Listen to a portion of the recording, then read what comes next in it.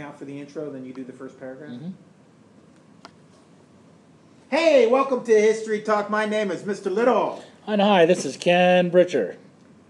And I guess today we're going to start off. What part of history are we going to talk about today, Mr. Britcher? We're going to take a look a brief look at the Six Nations, the Hacienda people of the Longhouse. And as you might know, they were historically known as the Iroquois Confederacy. Hey, just one thing there. Did you say that correctly, Mr. Britcher? Well, my pronunciations of some of the Native American language is sometimes off. Do you have a better way there helping me out there? Well, maybe I could get some advice from somebody. There's an old Native or First Nationer that I know. Let's see what he has to say. Odino Shoni. Haudenosaunee. Well, let's try that again. Haudenosaunee? Odino Shoni. Haudenosaunee. Is that a little better there? Haudenosaunee. Shone. Yeah, that's a tough one, though. Well, I had Latin in the school and not all of my different languages. Well, that can always I'm mess you sorry up about that.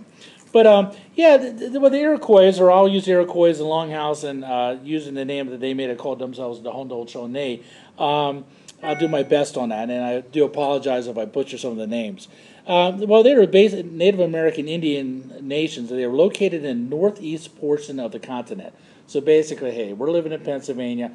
They're largely gathered in New York, and they did reach down as far as Pennsylvania and New Jersey and Delaware, and even out in Ohio Valley, it's their biggest times at one time. They straddle the United States and Canadian border, and are situated around Lake Ontario. The Iroquois consisted of 6 nations: the Seneca, Cayugas, the Tuscarora, say that for a minute, it's a little... Onondaga, okay, and Oneida and Mohawk. 5 of the nations banded together centuries before Columbus, so we're talking maybe over 1,000 years ago. So Tuscarora's nation joined the Confederacy around 1720. So, I also, through my kind of reading, Mr. Britcher, that there are other Iroquois groups who are now extinct. Some sought the shelter of the Iroquois Confederacy and are now blended with the surviving nations. Notice how I didn't try to tackle that word. Odino Shoni. Oh, way to go with that, yeah. Well, some of the tribes, here locally, where we live in Middletown, like the Susquehannock, were either absorbed into them or conquered. I'm trying to think. So the Pennsylvania, with the Erie, the Uinta, and New Orleans. Is that how would you say that? And there's many different other ones that were basically assimilated into their tribe. And that's one of the unique things about the Iroquois is, although you might be one of their enemies, and if you were captured by chance, if you're lucky, if you may put it, you could be actually assimilated into the tribe. And that's something later on we'll probably further discuss and you'd like to go into. The Iroquois language group, I'd like to talk about that, is one of the main 2 groups in the Northeast, the other being Algonquin-speaking people. These languages are different from one another as French is to English, making and communication difficult. Bottom line, though, Ken, the Iroquois, or what is it, Joe? Odino Shoni. They're unique in their style of government, and I think this is what is really cool and really has an impact on us today, whereby they are 6 nations governed by their own constitutional type law.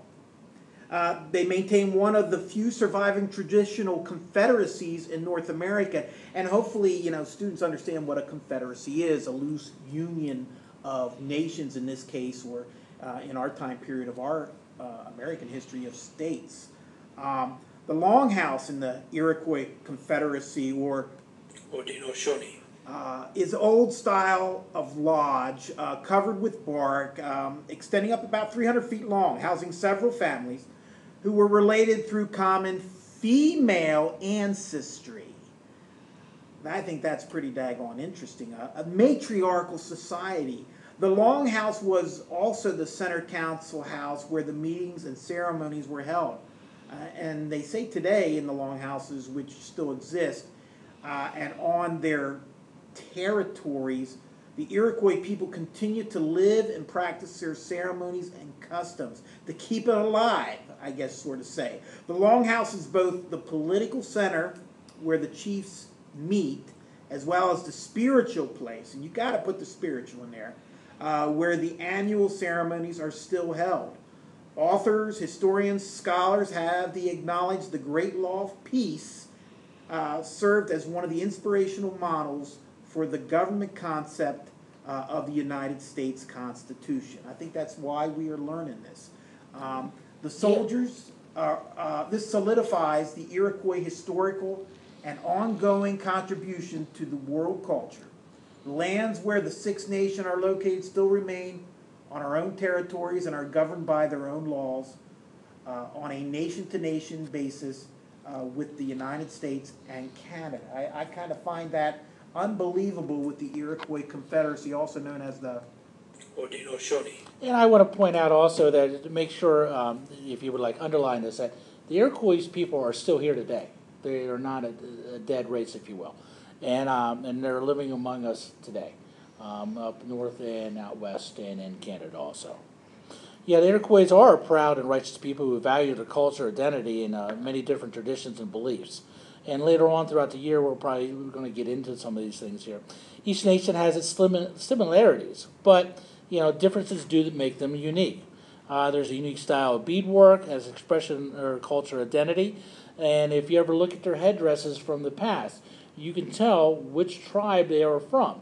Each one would have a different arrangement of feathers and how they wore that. You could identify them through that.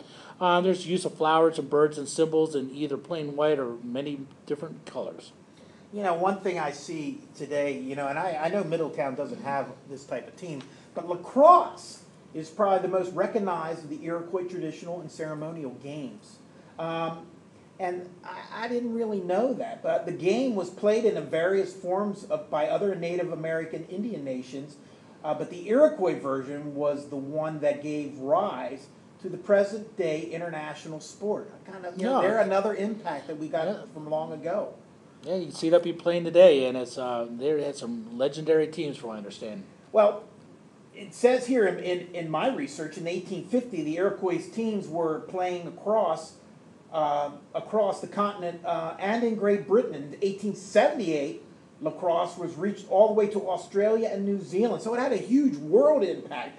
However, the Indian teams were barred in 1880 for international amateur competition because they accepted expense money for their trips.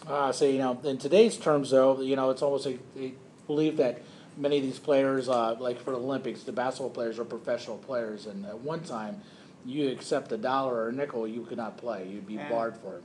Tragedy. Yes, it is. But it would be a century later before the Iroquois team re-entered the global arena in the form of Iroquois Nationals, which is just kind of blows my name. The Canadians, they don't call Native Americans Native Americans because they're not Americans. They call them First Nationers, and I kind of like that term because they weren't. Amerigo Vespucci, was kind of credited for the continents. They were the First Nationers here, and I kind of am going to get in the habit of treating Native Americans, as we call them, or Indians, as we call them, as First Nationers, as the Canadians did. Okay.